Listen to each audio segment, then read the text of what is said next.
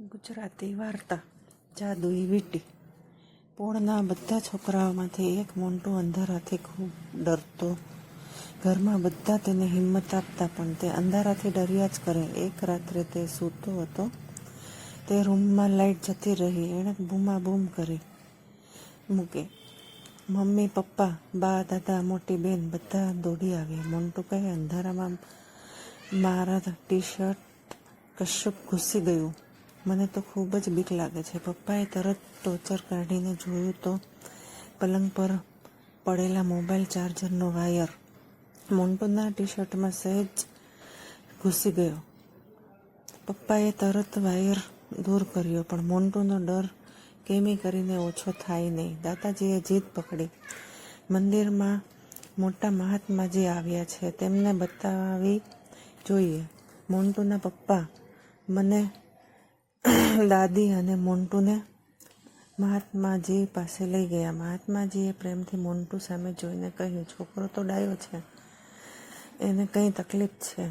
દાદીએ કહ્યું, એ અંધારાથી ખૂબ જ ડરે છે. તેનો એ ભય દૂર થાય તેનું કંઈક કરી આપે. મહાત્માજીએ કહ્યું, તેને 3 દિવસ લઈ આવજો. 3 દિવસ પછી લઈ આવજો. મોન્ટુને લઈને દાદી અને પપ્પા ફરી મહાત્માજી પાસે ગયા. મહાત્માજીએ એમને થેલામાંથી એક ડબ્બી કાઢી. તેમાં એક નંગવાળી વીંટી હતી. મહાત્માજીએ મોન્ટુને સામે બેસાડ્યા. પછી તેની સામે જોઈ કંઈક મંત્રો ભણ્યા. ત્યારબાદ એને નંગવાળી વીંટી પહેરાવી દીધી. દાદીને કહ્યું, હવે છોકરાને લઈ જાઓ, એ હવે અંધારાથી નહીં ડરે.